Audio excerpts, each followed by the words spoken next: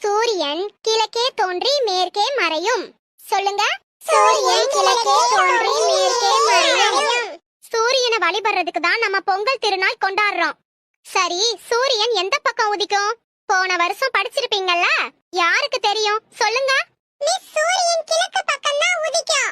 Very good. சரி, எந்த பக்கம் மறையும்? மிஸ், மேற்கு பக்கம் மறையும்.